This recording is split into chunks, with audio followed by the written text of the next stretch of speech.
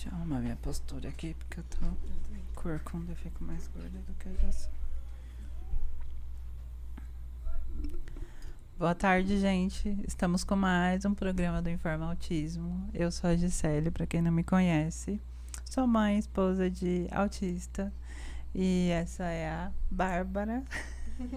Eu sou a Bárbara também, mãe de uma autista. E hoje a gente vai falar de avaliação neuropsicológica com a Letícia. Sim. A gente vai apresentar a Letícia aqui, só que antes a gente vai fazer uma apresentaçãozinha dela. Falando um pouquinho da Letícia para vocês saberem quem é, pessoal. Ela é neuropsicóloga fluente em Libras, trabalha com psicologia analítica comportamental, graduada no curso de psicologia em 2016, pós-graduada em neuropsicologia pela Santa Casa, mestrando em distúrbio do desenvolvimento pela Universidade Presbiteriana Mackenzie, além de pós-graduada em análise do comportamento aplicada pelo Instituto de Educação e Análise do Comportamento, nota 1000. Agora respira. E também tem o diagnóstico de transtorno de déficit de atenção e hiperatividade. Resumindo, ela também tem TDAH. E agora vamos ver a Letícia aqui, que está ao vivo com a gente.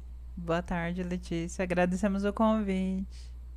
Oi, boa tarde. Eu que agradeço o convite de vocês para estar aqui. A minha voz não tá das melhores, peço desculpa, porque fiquei doente essa semana, mas eu não quis desmarcar nossa super live aqui para conversar um pouquinho sobre avaliação neuropsicológica e principalmente no autismo, né?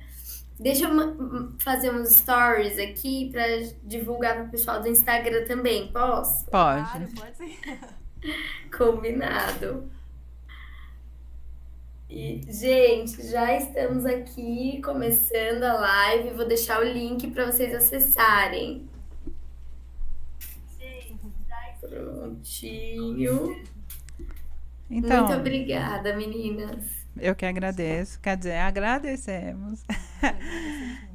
E a gente gostaria de começar falando sobre avaliação, né? Porque às vezes a gente fala, faz uma avaliação neuropsicológica e as pessoas ficam, mas o que é isso, né? É um psicólogo, é um médico? E as pessoas ficam perguntando, mas onde a gente acha isso? É psiquiatra? É na escola? Psicopedagogo? Todo mundo pergunta o caminho. Todo mundo pergunta onde faz isso e o que é isso e o que isso difere, assim, mas... Sim, eu tenho visto bastante também, as pessoas não conhecem muito sobre avaliação neuropsicológica, mas o neuropsicólogo é um psicólogo formado com uma especialização em neuropsicologia que faz a avaliação de diversos testes que alguns neuropsicopedagogos, outras profissões podem aplicar, mas outros somente psicólogos com um CRP podem fazer essa aplicação. A avaliação multidisciplinar é muito boa, então na minha clínica eu faço avaliação neuropsicológica e dependendo da queixa, até mesmo um neuropsicopedagogo faz avaliações junto comigo. Então, isso é de extrema importância, mas a avaliação neuropsicológica é o psicólogo mesmo, não é o médico, nem o psiquiatra, né? O médico psiquiatra, nem o neuro, somente o psicólogo mesmo. Sim, e o que isso difere da avaliação psicológica, né? Porque existem duas coisas. Tem a avaliação que o psicólogo faz ali para iniciar as terapias, né? E a avaliação que o neuropsicólogo faz, que eu acho que é o que as pessoas ficam mais perdidas, né? Se eu já tenho uma avaliação psicológica, por que eu vou fazer uma avaliação neuropsicológica? Então, por exemplo, quando uma criança que tem autismo começa as terapias, o profissional vai lá e faz uma avaliação dela para ver em que nível que essa criança está no desenvolvimento para poder criar um plano terapêutico ali, objetivos terapêuticos para essa criança desenvolver.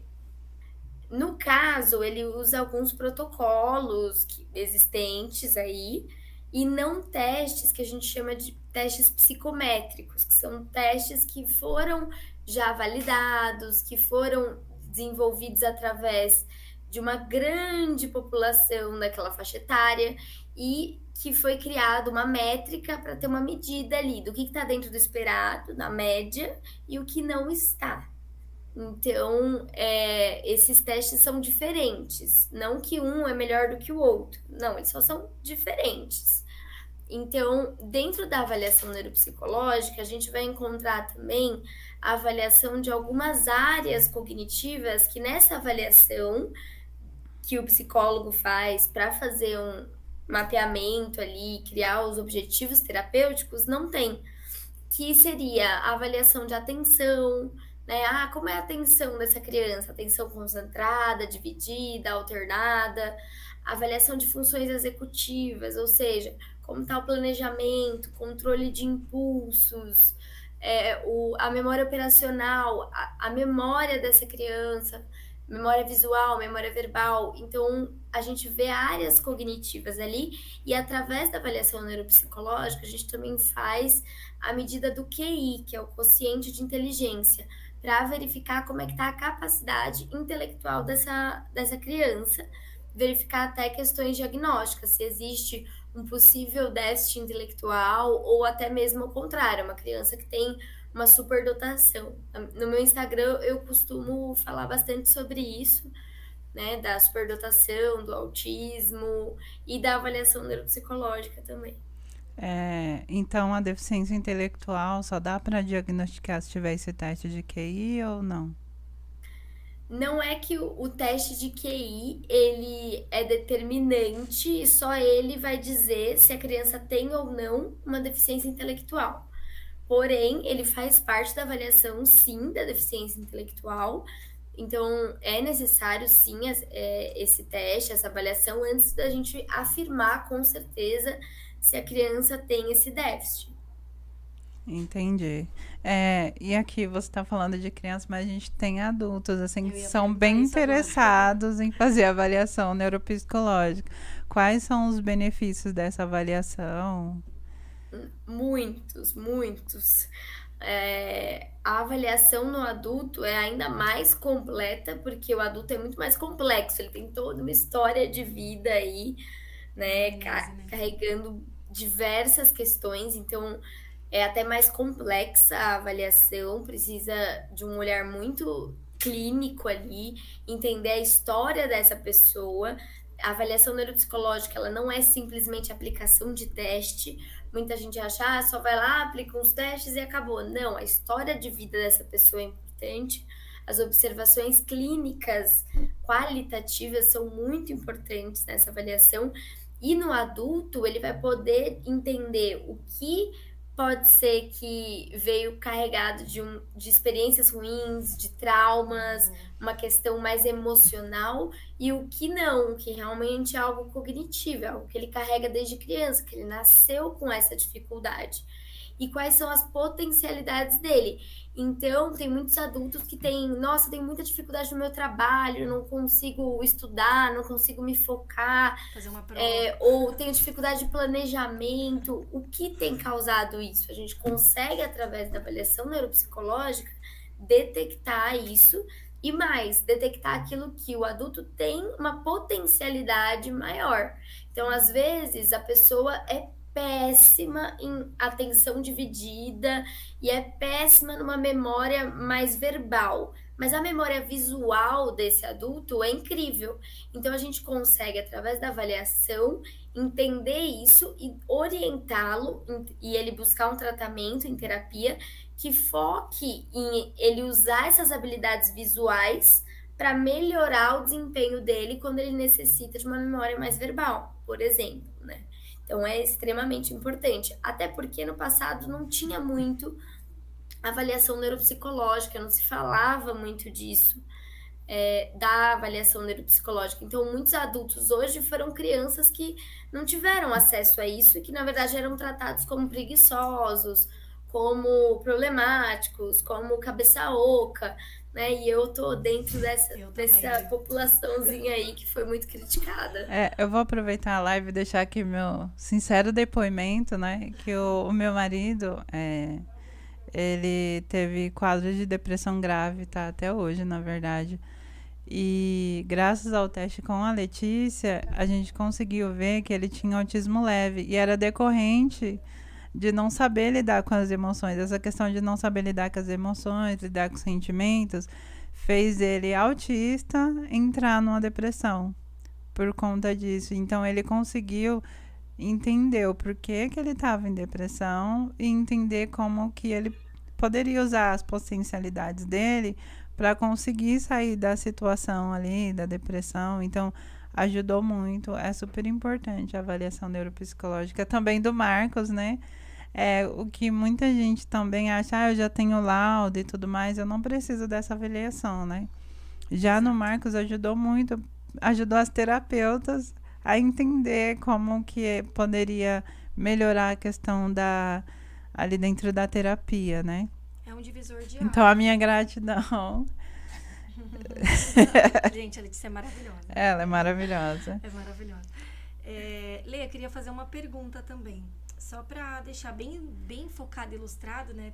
As mães, quando têm alguma dúvida sobre o comportamento do filho, aí, assim, TDAH ele é muito mais falado. Você sempre escutou muito mais sobre o TDAH do que o autismo. O autismo, as pessoas pensam que é aquele padrão que movimenta as mãos e que não fala com as pessoas. E eu, por ser mãe de uma autista menina, que tem bastante diferença de menino, ela tinha traços bem diferentes, é super comunicativa, então foi até difícil conseguir alguém que falasse assim, abraçasse essa causa e falasse, não, provavelmente ela é autista. Eu tive que trocar muito, fazer várias consultas, avaliações diferentes, e a Gi me ajudou através das informações que ela teve contigo, inclusive. Então passa assim, tem lá uma criança que eu vejo que tem alguma coisa diferente. Eu acho que ele é preguiçoso, ele não gosta de ir pra escola, enfim, alguma coisinha aí que eu falo, tem alguma coisa de diferente. O primeiro passo que eu tenho que dar, então, é procurar um neuropsicólogo ou um neurologista. Vamos lá, polêmico.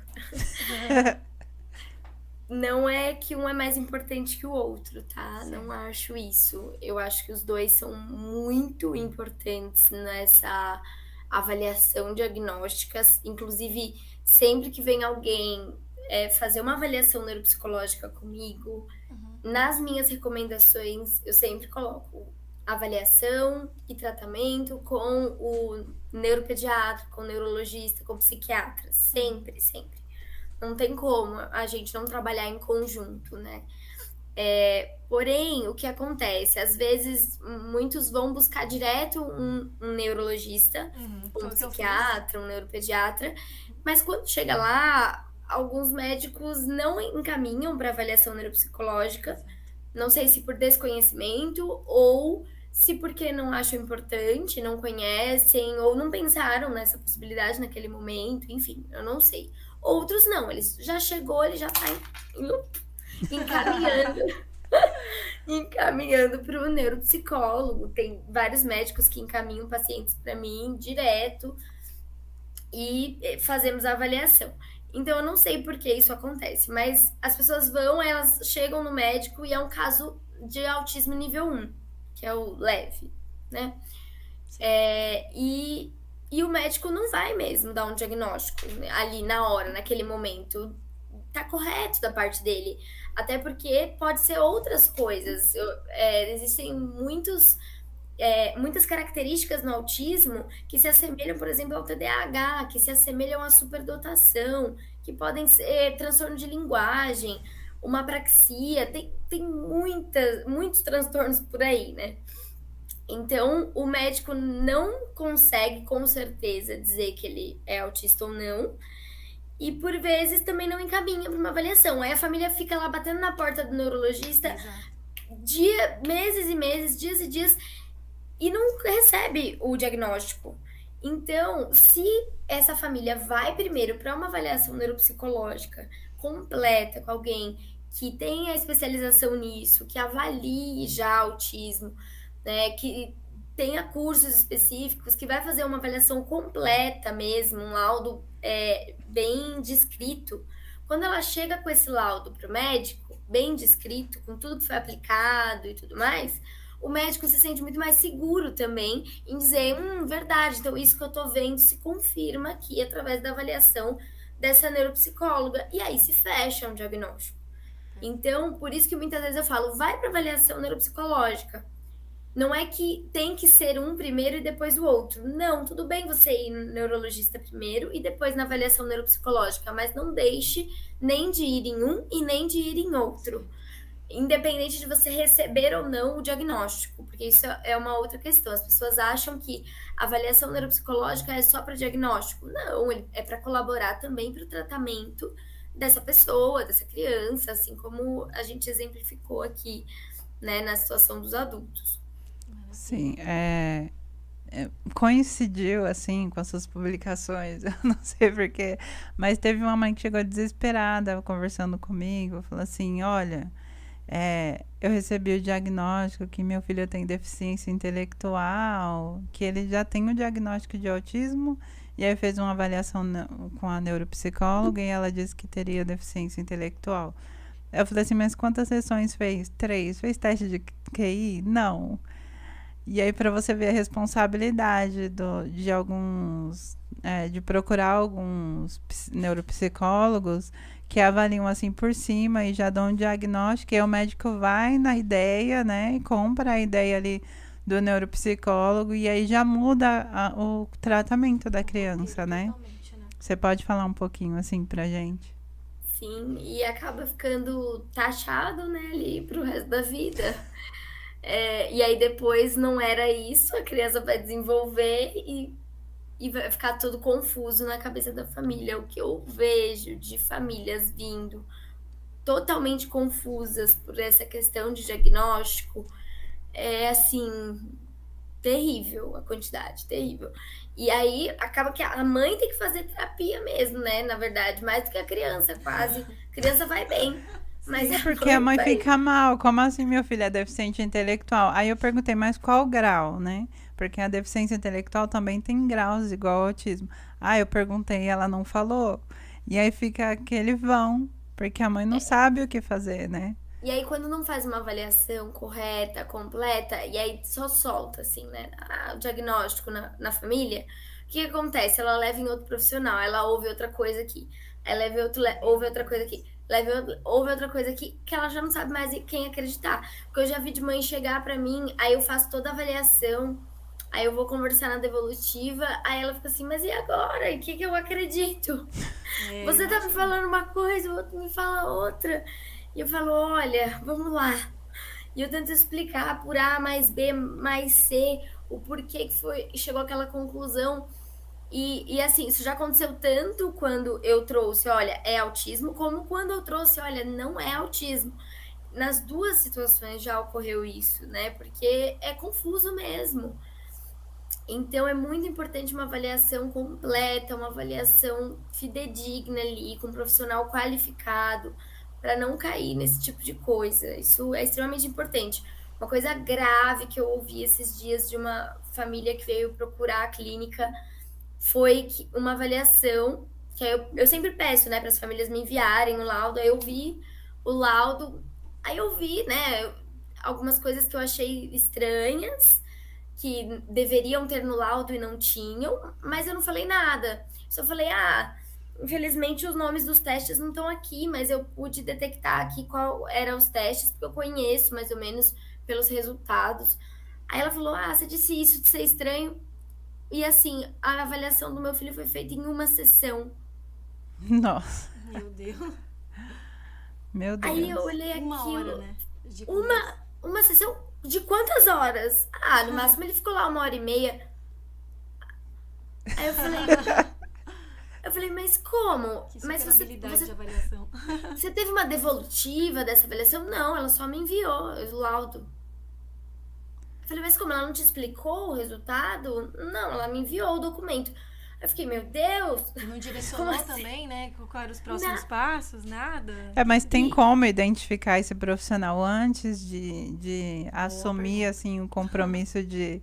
Porque às vezes tem pessoas de outros estados assistindo e aí eles ficam de mãos atadas, né? Como eu vou saber que tal profissional vai aplicou o teste de forma correta e que eu possa acreditar, né? Sim, Me senti mais segura, né? Com o diagnóstico. é de verdade. difícil, porque né, não tem um detector de mentiras. Podia ter, seria bom. Mas assim, Vamos ao principal ali, né? Fazer em uma sessão, você já pode ter certeza que não Que foi não certo. funcionou. 3 sessões já tá errado. Assim, depende da idade.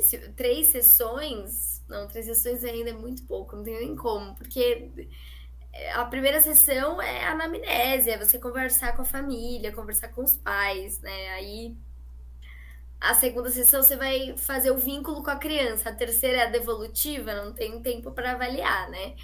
Então, assim, no mínimo, se for uma criança muito pequena, pequena, eu digo ali com menos de 3 anos de idade, no mínimo 5 sessões, contando ali da primeira sessão de anamnese e a última de devolutiva. Eu passei por essa situação, Lê. Em uma sessão, a escola que pediu uma avaliação, porque percebeu andando na ponta do pé, algumas coisas assim na Esther. E aí a pessoa fez a avaliação em um dia com a carta da escola e retornou assim: vamos esperar 6 anos para fechar o diagnóstico TDAH. Não é autista porque a escola quer que seja autista para A cara poder da Letícia tomar um é melhor. remédio e se tornar um robô, tá? Eu escutei essa frase. A Exatamente Letícia tá parecendo um meme hoje. essa. E a gente tem pergunta aqui, ó. A cara dela. Lê, Ok. David tá perguntando assim: o distúrbio é mais frequente em meninos e meninas ou por quê? Distúrbio autismo? É, Autismo é mais perceptível em meninas ou meninos e por quê? Meninos. É mais perceptível e ocorre mais em meninos. Provavelmente por uma questão genética mesmo, ali no que meninos acabam tendo mais autismo do que meninas.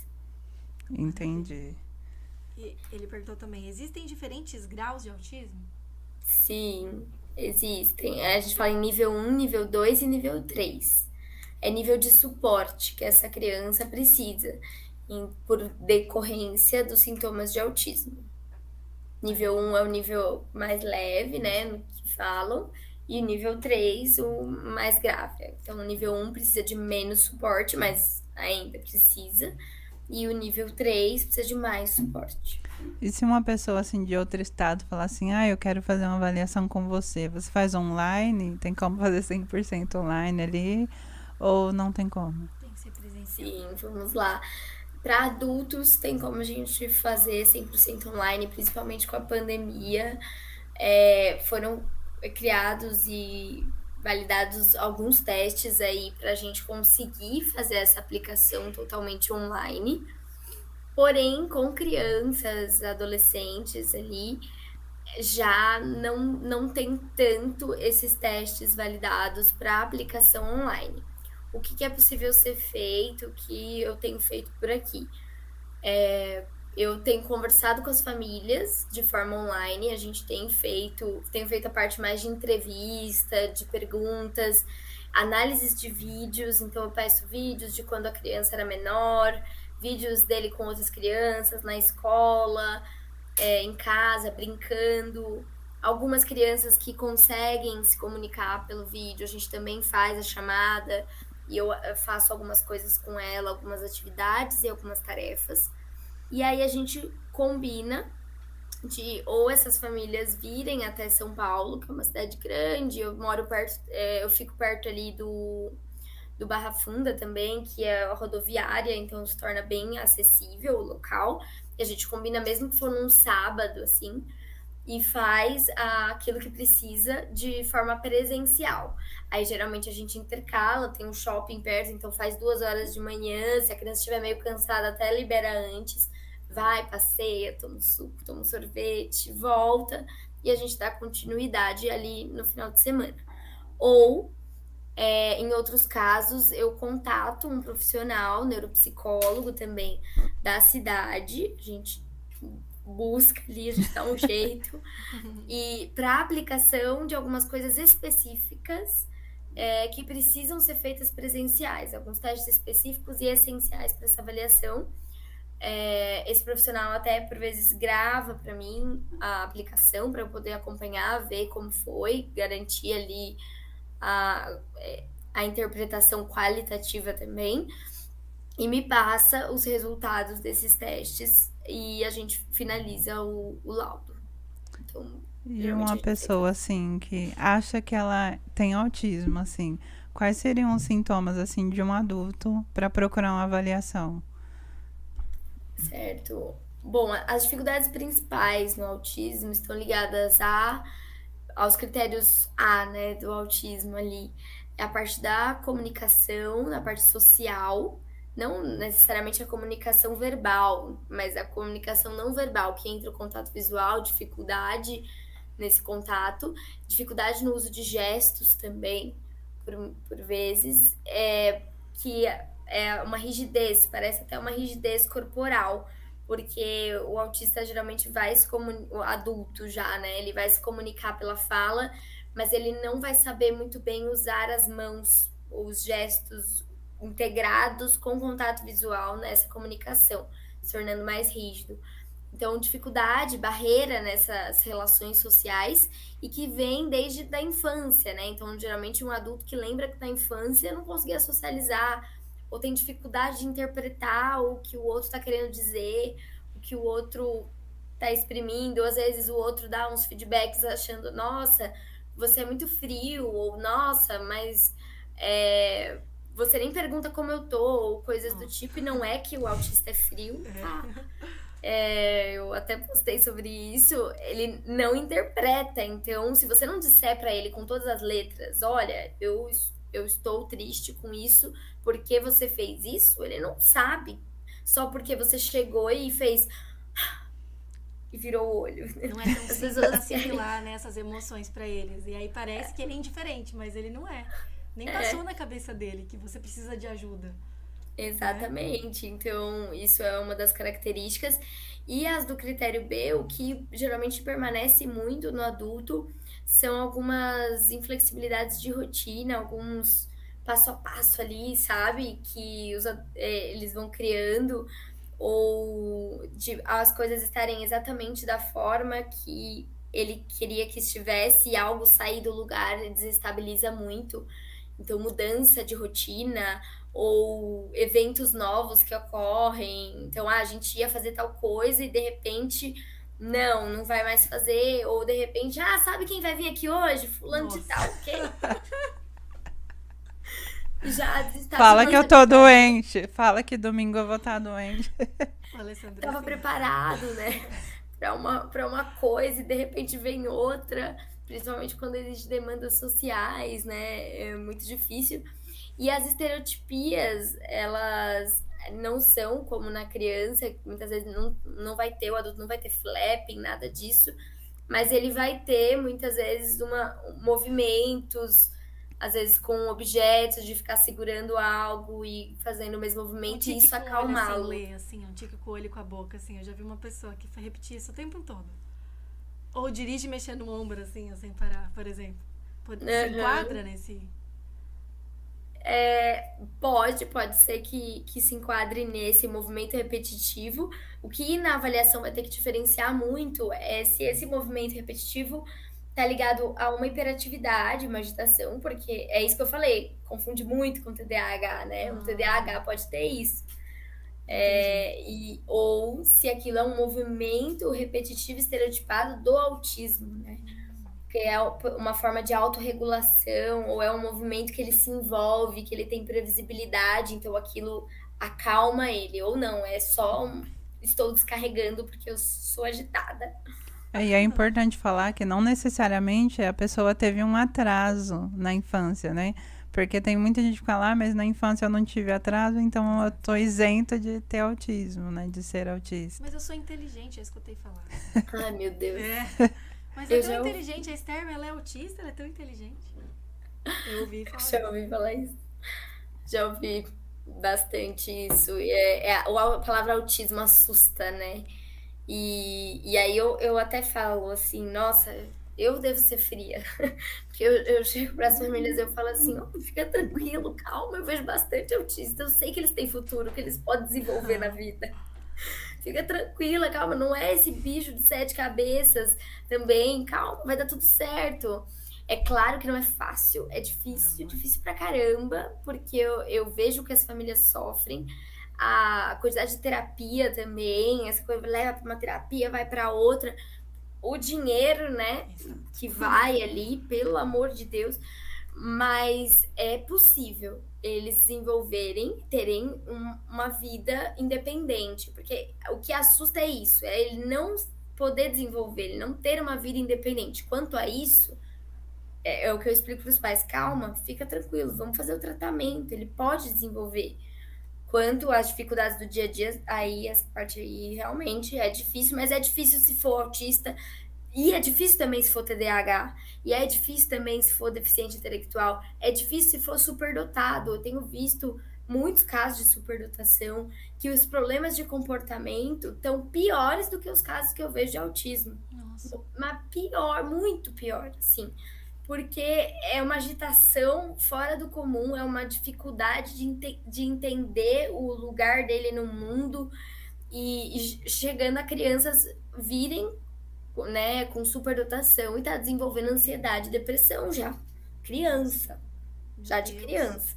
Nossa. Então, de qualquer transtorno ali, né? Qualquer questão que foge da média é difícil. E é difícil porque o mundo não tá preparado. Não.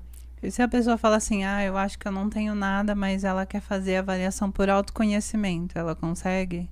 Sim, com Porque aí certeza. melhora a qualidade de vida, né, da pessoa, Porque eu vejo muita gente hoje em dia tentando se encontrar, né? Tentando saber quem ela é, tá no mundo ali trabalhando, estudando, mas não sabe exatamente ali o que que ela é. Sim, a avaliação, eu queria muito ter feito uma avaliação neuropsicológica antes de ser neuropsicóloga, porque depois que você é neuropsicóloga, aí não tem jeito, você conhece os testes, todos os segredos dos testes e resultados, então não tem como. Mas é maravilhoso, eu queria muito, assim, porque ele vai realmente traçar ali o seu perfil. Com criança, eu até brinco, quando a criança tá desmotivada em fazer, aí eu brinco, eu falo, olha, a gente vai criar o seu avatar, a gente vai criar o seu super-herói, que a gente vai descobrir seus superpoderes Que e os legal. seus inimigos também, a sua criptonita. Aí eu brinco com a criança desse jeito e é muito legal, eles ficam bem empolgados. E para o adulto é isso, é você saber se encontrar, você entender aonde você vai melhor, né? E qual é a sua dificuldade. Às vezes não é que você está fora da média, você tem um déficit naquilo, mas aquilo é menos do que o seu normal. Então a gente não compara só com a média da população, a gente compara o indivíduo com ele mesmo também. E a gente percebe coisas que estão lá em cima e coisas que estão mais para baixo. E isso ajuda muito no cotidiano, você saber, eu preciso ir por essa linha, por essa estratégia. Até na escolha profissional, né? Se você, poxa, é uma pessoa super visual, você vai lá e vai fazer direito, que você vai ter que ler, tudo mais verbal. Não tem como, né? Você vai ter muita dificuldade, né? Teste de Na habilidade, né, vida profissional. profissional. É porque quando a pessoa ela é muito boa em uma coisa, ela até criança, né? Quando ela é muito boa em algo, as outras coisas tendem a ficar menos, né? Porque a gente foca mais no que aquilo a gente é melhor, E a né? gente se sente seguro e desenvolto, né? Sim. A gente vai trabalhar aquilo que a gente se sente bem fazendo, né? É até elogiado, né? Sim. A questão da aprovação. Lê outra pergunta. Vamos lá. A Esther, por exemplo, ou qualquer criança, fez uma avaliação neuropsicológica, fechou o diagnóstico com essa equipe multidisciplinar, começou as terapias. Aí tá de vento em popa. Existe um tempo que ela precisa refazer essa avaliação neuropsicológica, até porque tem a questão do córtex, que muda alguma coisa, pode existir tem aquele laudo flutuante, né, aquele diagnóstico flutuante quando é muito novinho, já ouvi falar sobre isso, não sei se é correto. Tem um tempo, assim, que deveria refazer ou não? Adulto também, deixei de ser criança, sou autista e agora eu sou pré-adolescente. Eu tenho que fazer novamente, adulto também refazer esse diagnóstico? Ok. A parte do diagnóstico, geralmente não vai se alterar, né? Certo. Se a avaliação foi feita ali certinho, o diagnóstico não acaba, né? O que pode acontecer é que o tratamento foi tão bem feito que não preenche mais critério. Nos testes não é mais visto algumas coisas. Mas, assim, a recomendação para as crianças, geralmente, tem algumas até que é 6 meses, vamos ver de novo. Ah, legal. Até quando fica em aberto. Por exemplo, transtorno de aprendizagem, a dislexia. Uhum. Se eu recebo uma criança que não veio com a suspeita, que não foi avaliada para dislexia já e tudo, e eu detecto na minha avaliação que ela possivelmente tenha dislexia, eu não posso fechar. Ela tem que ir para um tratamento por 6 meses, intenso ali, voltado para a leitura escrita, e aí dali 6 meses a gente reavalia se a dificuldade permanece, por mais que a criança tenha melhorado, mas ela continua com déficit na leitura e na escrita, então se fecha o diagnóstico de transtorno de aprendizagem. É, e tem idade, assim, para cada transtorno? Tem alguma idade, assim, para começar a avaliação? Ou posso fazer com qualquer idade? Com 1 ano, com 6 meses? Que tem Não, a gente que é bem avaliação ansioso, né? neuropsicológica você pode fazer com qualquer idade, Sim. mas para alguns diagnósticos só são possíveis depois de certa idade. Autismo, com 1 ano, já dá. Eu já avaliei uma criança de 11 meses. E E que TDAH? TDAH só a partir dos 4 anos, e eu, Letícia, prefiro que esse diagnóstico seja fechado a partir dos 6. 6, Aham. 7, porque a atenção até os 7 anos é muito flutuante ainda. A criança está desenvolvendo ainda muito essa atenção, então pode ser uma questão da imaturidade ali, e já com 7 anos, com as demandas escolares, isso já é possível ser detectado melhor. E a Mas se for deficiência muito intelectual, tem óbvio, como? com 4 anos, 5 anos é possível. A deficiência intelectual é a partir ali dos 3 anos, mais ou E menos. superdotação. Antes disso também, E a superdotação? mesma coisa. Porque a gente precisa também do teste de QI, que só tem um teste que faz a partir de 2 anos e meio. Mas com 2 anos e meio eu acho muito cedo ainda, muito cedo, e até o próprio teste não é, nunca ele fica deficitário. Mesmo se a criança zerar tudo, ele não vai ter um QI deficitário, vai estar limítrofe. Então, eu acho melhor a partir dos 3 anos ali. A superdotação tem gente que acha melhor esperar a fase escolar, então 4, 5 anos, mas é muito possível verificar isso. O meu filho tem 2 anos e 3 meses, ele fez uma avaliação com 1 ano e 8, que eu falei no meu Insta também. E eu olho para ele, eu sei já. Aí a avaliação dele mostrou todas as habilidades com mais de 1 ano acima da faixa etária dele. Então ele tinha 1 ano e 8 a 1 ano e 10, e as habilidades dele estavam equivalentes a uma criança entre 3 e 4 anos. Nossa. Entendi. Então isso fica muito claro, né? Fica muito óbvio, mas não dava para fazer um teste de QI ainda nele. Entendi. Então, a partir dos 2 anos e meio já é possível testar, e para mim não tem dúvidas, né? Mas alguns preferem que chegue à fase escolar para ver o desempenho acadêmico também, etc.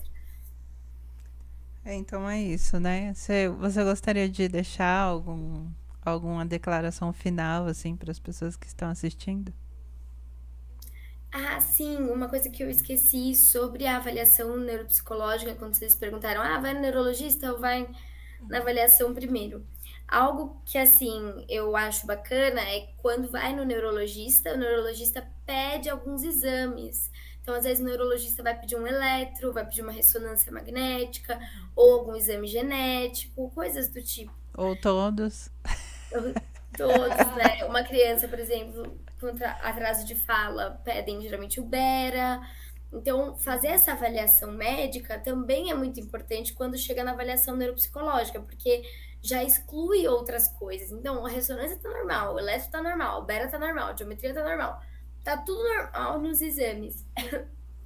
Então, aí é na avaliação neuropsicológica que a gente vai entender o que tá acontecendo mesmo. Porque algumas vezes, em alguns casos que eu recebo, fica confuso algumas coisas. Então eu faço todos os testes e aí eu percebo que tem alguma coisa ali confusa que não fecha. E sem essa avaliação médica, fica um pouco difícil e limitante. Alguns casos são bem claros e ali através dos testes, mas mesmo assim pode ser que tenha algo orgânico que eu não tenho como saber, eu só consigo saber aquilo que é cognitivo comportamental. Eu não consigo saber o que é orgânico. Se a criança tiver um tumor no cérebro, na área da linguagem, gente, eu não tenho como saber através dos meus testes. Eu só vou ver nos meus testes que tá com um déficit gigantesco na linguagem. Mas eu não vejo se ela tem algo orgânico ali. E aí, isso só o médico. Então, é legal, se você vai pro médico ali, pode ir ao mesmo tempo. Fala, vai ao mesmo tempo, Marca os dois juntos. Quando chegar primeiro, você vai. E aí, chegando no neuroped, os exames, nisso tá em andamento na avaliação neuropsicológica. Aí, sai o resultado dos exames. Logo, no finzinho já da avaliação, eu junto A com B e junta com o neuro, discute com o neuro e se fecha ali o laudo. Isso é o melhor dos mundos. Perfeito. A gente conversar, né? O neuropsicólogo e o neurologista, o neuropediatra, o psiquiatra, tá junto nessa avaliação conversando. Porque dificilmente o médico vai fechar só com a avaliação também, né? Ele vai pedir ali os exames para descarte, né? Aí ele vai juntar a avaliação neuropsicológica e aí vai pedir os exames. Aí quando sair o resultado dos exames, aí ele vai fechar, né? O ideal é marcar tudo ali junto, né? Para ser mais rápido, fazer os exames enquanto faz a avaliação. Claro, se o médico achar necessário o pedido dos exames. Não sou médica, não dá para eu dizer o que o médico tem que pedir de exame ou não. O que ele acha importante ser avaliado ou não. O que a gente tá falando aqui é mais o que é o comum, né? O que a maioria pede, né? Mas tem os que não pedem, né? Nada. Tem alguns que não pedem. Então, declarações que a gente não vai roubar muito seu tempo, prometo. Eu quero agradecer, fiquei muito feliz, viu, Gi, com o teu relato aí do seu marido. Porque é a razão, assim, do que eu faço. Eu tenho muito, muito amor pelo que eu faço, porque eu sei o que eu sofri na fase escolar, tudo, assim, por não poder ter tido esse tipo de avaliação e ter sido detectado antes, sabe? Então, eu sinto que o meu trabalho é para isso, para que crianças, adultos possam se encontrar e ter o tratamento correto, o quanto antes, não importa a idade, você pode ter 70 anos, não tem problema, a gente vai partir daqui. E essa é a razão do meu trabalho. Então, quando eu ouço o teu relato aí, do quanto a minha avaliação ajudou ele, eu fico muito feliz. As duas, né? O Marcos, ele também tinha a suspeita de deficiência intelectual, né? Que por enquanto foi descartado. Não, ele só fala mais que porque como ele tinha autismo severo, ele tinha muitas coisas deficitárias, né? Eu não sei se você se recorda, mas ele tinha muita coisa atrasado. E aí a médica suspeitava de então. Era nítido que ele não respondia, porque ele não tava nem aí pra mim. Se eu não tivesse um bom reforçador ali, ele respondia mesmo. E tão engraçado que foi que ele nunca fez isso. Ela perguntava, ele respondia com o nariz. Eu não sei se você lembra. Até hoje eu não entendi. Ela, qual a figura tal? Aí ele colocava o nariz na figura. Ele nunca apontava. Ela falou, ele não aponta, eu aponto. Mas ele só apontava com o nariz. Tava trolando a Letícia, né? Trolando. Pelo menos foi com o nariz. Pelo menos respondeu, né? O importante é responder. Entendeu, né, o que tinha que fazer. Mas ajudou muito, assim, na questão terapêutica, porque os terapeutas, sabe, é como se soubesse já o caminho, você mostrou o caminho para eles saber trabalhar, né? O relatório é o divisor de águas totalmente, Sim. né? Totalmente. Sim. O que é o potencial dessa criança, a gente pode trabalhar, que é o que ele tem de poder, né? E qual é a criptonita da criança para dar essa qualidade de vida para ela, porque quem sofre no final é a criança. O pai e a mãe juntos, sim, mas é bullying na escola, as questões de se comparar, o amiguinho da mesma idade começa a ler e ele não, né? Entre essas coisas assim que machuca a criança e quem tá acompanhando também. Então, e quando gente, a avaliação é vida. Tratado cedo, né? Ajuda muito na vida adulta, né? Tudo. Inclusive, posteriormente a gente vai falar sobre isso. Do autismo, né? Quando ele não é tratado ali, não vou fazer avaliação, não vou fazer nada. Ele vai falar, vai, né? Normalmente o autista às vezes atrasa, mas fala, né? E aí vai empurrando ali com a barriga e chega na vida adulta, tem várias coisas que ficou sem tratamento adequado, né? Mas é Sim. isso, não vamos roubar o seu tempo. Mas, Deixa seu né, contato aqui do Deixa o seu Instagram. contato do Insta, a sua Sim. clínica. É Letícia Segrete, é o meu nome mesmo, Letícia Segrete. No E ela tem uma Instagram. clínica, tá, gente? E Letícia Segrete, avaliação e desenvolvimento. E eu quero agradecer muito estar aqui falando com vocês. Foi muito, muito bom mesmo. A gente que agradece. Foi muito importante, assim, principalmente para as pessoas que estão assistindo, né? E que não entendem muito a questão de avaliação. Porque é importante. A gente que agradece por todo o seu conhecimento, por doar a sua vida, né? Para melhorar a nossa. Imagina. Obrigada. Que lindo. Ai, filosofia. Gente, segue ela no Instagram porque é dica o tempo todo. Eu já me identifiquei em uns 5 posts ontem, assim, ó. Gente, Como eu sou meu- portadora de meu TDAH post de também. ontem. E ela é eu fui engraçada eu nos mesma. stories dela. Ela é engraçada. Ela põe musiquinha pra ajudar a ilustrar, fica top. Super ótimo. Meu post Ela de tá ontem foi ficando só vermelha. piada, gente. É o reflexo da unha. Eu no meio da clínica, gravando, eu tropeçando. Nossa, gente, foi terrível. Só falei, ai, vou passar Mas no mico ficou hoje. ótimo. Fica ótimo. Uns Ficou highlights assim, ó. perfeito. Será que eu não tenho alguma coisa? Porque eu tenho isso e muito mais que ela tá apontando aqui. Boa. Lê, obrigada. Boa tarde Eu que pra agradeço. você. Boa Obrigada por tarde. tudo. Galera, até semana que vem. Até semana que vem. Beijo no Sábado coração. tem mais. Tchau. Tchau. Tchau. E é isso. Siga nas redes sociais. TV Lucky Live que eu fui cortando.